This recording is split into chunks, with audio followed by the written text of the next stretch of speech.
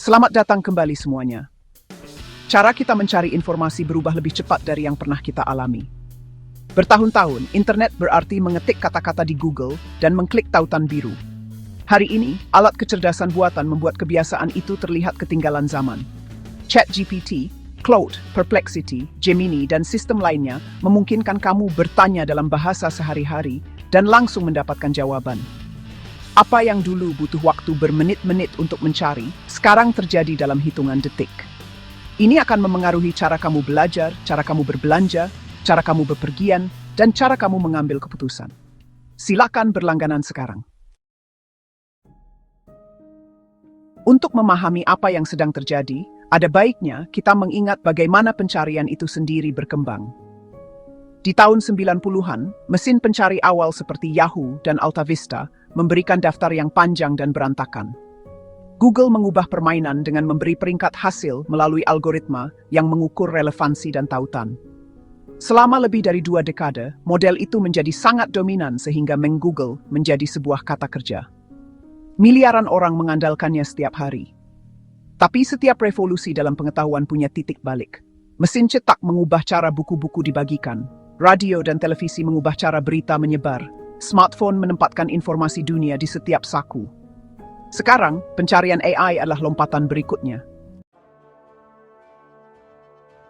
Pergeseran ini penting karena pencarian AI tidak hanya mengarahkanmu pada informasi, tapi juga menuliskannya ulang untukmu. Kalau kamu tanya ChatGPT tentang penyebab revolusi Prancis, kamu tidak akan melihat daftar situs web. Sebaliknya, kamu akan mendapatkan penjelasan terstruktur dalam kalimat lengkap. Kalau kamu minta Claude membandingkan 2 studi medis, kamu akan mendapatkan ringkasan yang cermat. Perplexity menampilkan jenis jawaban yang sama, tapi menyertakan kutipan agar kamu bisa memverifikasinya. Ini menghemat waktu, tapi juga menimbulkan pertanyaan tentang keakuratan dan kepemilikan. Untuk pertama kalinya, jawaban yang kamu lihat bukanlah halaman di web, melainkan sintesis baru yang dibuat saat itu juga. Ini memengaruhi kehidupan sehari-hari dengan cara yang mudah dilihat. Siswa beralih ke asisten AI sebelum mereka membuka buku pelajaran atau mencari katalog perpustakaan. Pelancong meminta rencana perjalanan seminggu dan menerima panduan langkah demi langkah yang dulunya membutuhkan waktu berjam-jam untuk disusun. Orang tua menggunakan AI untuk menemukan resep yang aman bagi anak-anak dengan alergi. Pembeli meminta perbandingan produk alih-alih membaca ulasan di puluhan halaman. Para profesional meminta AI untuk memeriksa kode atau meringkas laporan. Bahkan para pensiunan menggunakan AI untuk menyederhanakan informasi medis yang rumit menjadi penjelasan yang jelas. Di setiap kelompok usia, pencarian menjadi percakapan. Bagi perusahaan-perusahaan di balik mesin pencari, ini adalah krisis sekaligus peluang. Google membangun seluruh kerajaannya dengan menampilkan iklan di samping hasil pencarian.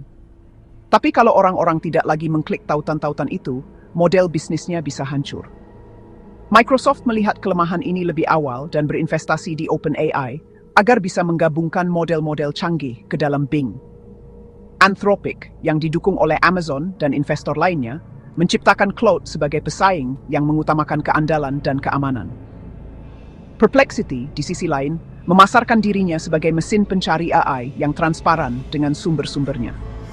Setiap perusahaan tahu, jauh di lubuk hati, bahwa siapapun yang menguasai masa depan pencarian akan menguasai gerbang menuju pengetahuan, periklanan, dan tentu saja pengaruh.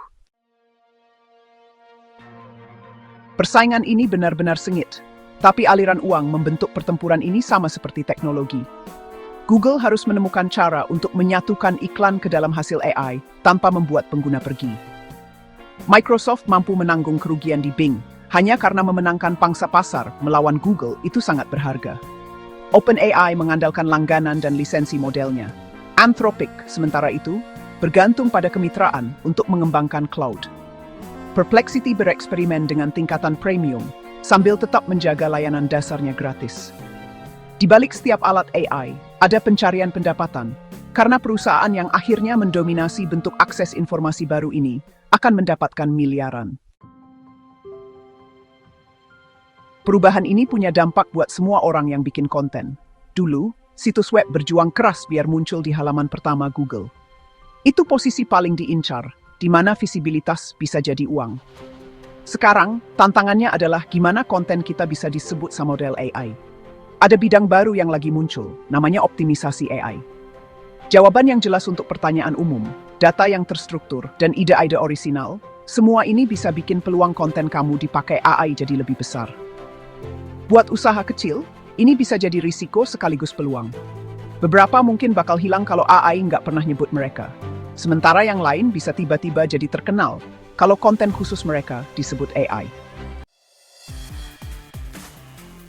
Tapi, perubahan ini menimbulkan pertanyaan hukum dan etika. Siapa yang punya jawaban yang dibuat AI kalau jawabannya itu diambil dari ribuan halaman web? Sudah ada gugatan hukum yang menguji apakah perusahaan seperti OpenAI dan Google boleh pakai materi berhak cipta untuk melatih AI mereka. Penerbit berita bilang, ringkasan AI bikin mereka kehilangan pengunjung yang mereka butuhkan untuk bertahan. Para pembuat peraturan mulai bertanya-tanya apakah pencarian AI itu sendiri bisa jadi monopoli. Di Amerika Serikat dan Eropa, perdebatan anti-monopoli bergeser dari pertanyaan lama tentang dominasi tautan ke masalah baru tentang dominasi jawaban.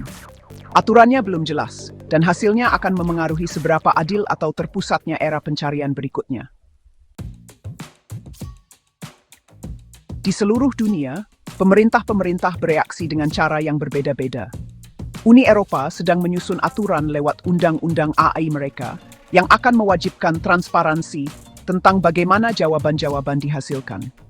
Jepang dan Korea Selatan mendanai program penelitian AI nasional agar mereka bisa tetap bersaing dalam perlombaan ini. India berinvestasi besar-besaran pada infrastruktur digital karena ratusan juta warganya kini mulai menggunakan internet dan akan mengadopsi kebiasaan mencari informasi yang dibentuk oleh AI sejak awal. Di Amerika Serikat, perdebatan terbagi antara mendorong inovasi dan mencegah penyalahgunaan. Masa depan pencarian tidak akan seragam di seluruh dunia. Itu akan mencerminkan pilihan setiap masyarakat. Bagi pengguna, masalah paling penting adalah kepercayaan. Hasil pencarian biasa setidaknya menunjukkan dari mana informasi itu berasal. Jawaban AI seringkali menggabungkan sumber secara tidak terlihat. Itu berarti kamu harus hati-hati seberapa banyak kamu mengandalkan jawaban itu. Penggunaan kutipan oleh Perplexity adalah salah satu jawabannya. Penekanan Claude pada penalaran yang hati-hati adalah jawaban lainnya. Tapi tidak ada sistem yang bebas dari kesalahan. Halusinasi bisa terjadi. Bias dalam data pelatihan terlihat jelas. Personalisasi mungkin berarti pengguna yang berbeda mendapatkan jawaban yang berbeda untuk pertanyaan yang sama, yang bisa memecah pemahaman bersama. Ini bukan alasan untuk menolak pencarian AI, tapi ini adalah alasan untuk menggunakannya dengan kesadaran. Pikirkan bagaimana kemampuanmu bisa beradaptasi. Langkah pertama adalah belajar bertanya dengan jelas. Daripada mengetik sesuatu seperti cuaca Paris, kamu bisa bertanya, bagaimana perkiraan cuaca untuk Paris selama minggu pertama bulan Mei, dan bagaimana perbandingannya dengan rata-rata bulan April. Langkah kedua adalah menindaklanjuti. Kamu bisa menyempurnakan pertanyaanmu seperti yang kamu lakukan dalam percakapan. Langkah ketiga adalah memeriksa silang. Jika sebuah pertanyaan itu penting, tanyakan ke lebih dari satu sistem. Bandingkan jawaban dari ChatGPT, Claude, dan Perplexity. Terakhir, gunakan jawaban AI sebagai panduan, bukan sebagai keputusan akhir. Beberapa tahun ke depan akan membawa lebih banyak perubahan. Bayangkan kamu meminta asisten suara di mobilmu untuk merencanakan rute perjalanan lintas negara dan menyesuaikannya secara langsung sesuai cuaca dan harga bahan bakar. Bayangkan kacamata yang menampilkan informasi saat kamu melihat sebuah bangunan, mengambil data langsung dari asisten AI. Bayangkan agen AI yang bisa menerima permintaan yang tidak jelas seperti atur liburan musim panas saya, dan menangani penerbangan, hotel, aktivitas, dan anggaran secara otomatis. Skenario-skenario ini sudah di depan mata. Ini menunjukkan bahwa pencarian tidak lagi menjadi tindakan yang kamu lakukan, melainkan akan menjadi layanan latar belakang yang terintegrasi dalam kehidupan sehari-hari. Sejarah mengajarkan kita bahwa perubahan besar seperti ini selalu menciptakan pemenang dan pecundang. Mesin cetak membuat penulis semakin hebat, tapi para penyalin naskah jadi terancam. Radio menghubungkan jutaan orang, tapi mengurangi kekuatan surat kabar. Ponsel pintar menciptakan perusahaan-perusahaan raksasa dunia, sementara banyak perusahaan lain bangkrut karena tidak bisa beradaptasi. Pencarian dengan AI juga akan mengikuti pola yang sama. Beberapa bisnis dan pekerjaan akan punya jangkauan baru, sementara yang lain akan meredup. Bagi kita semua, pilihannya adalah belajar menggunakan alat-alat ini dari awal dan memanfaatkannya dengan baik, atau tertinggal saat kebiasaan dan harapan berubah. Efek yang paling mengejutkan mungkin adalah hilangnya web terbuka seperti yang kita kenal. Kalau pengguna berhenti mengeklik tautan, banyak situs web mungkin tidak akan bertahan lagi. Itu bisa mengurangi keberagaman suara di internet. Di sisi lain, AI bisa menyoroti sumber-sumber kecil yang berharga yang sebelumnya tersembunyi oleh pencarian tradisional. Hasilnya tergantung pada bagaimana perusahaan merancang model mereka dan bagaimana pengguna menuntut transparansi. Pilihan kalian akan memengaruhi apakah internet berikutnya akan lebih luas dan terbuka atau mungkin lebih sempit dan terkontrol. Jadi, bagaimana semua ini buat kita? Munculnya pencarian AI bukan cuma perubahan kecil. Ini adalah pergeseran besar dalam cara manusia mencari ilmu. Ini menggabungkan kenyamanan pribadi dengan kepentingan ekonomi dunia. Ini menciptakan industri baru sambil menantang yang lama. Ini menjanjikan jawaban lebih cepat, tapi menuntut kemampuan baru dalam menilai dan memverifikasi. Google, Microsoft, OpenAI, Anthropic, dan Perplexity sedang bersaing ketat. Para pembuat aturan berusaha keras untuk mengikutinya. Pengguna beradaptasi lebih cepat dari yang diperkirakan para ahli. Dan semua ini terjadi sekarang, bukan bertahun-tahun lagi. Internet yang didominasi tautan tidak akan berakhir besok, tapi itu pasti akan datang. Perusahaan-perusahaan yang memenangkan persaingan ini akan membentuk cara miliaran orang menikmati informasi.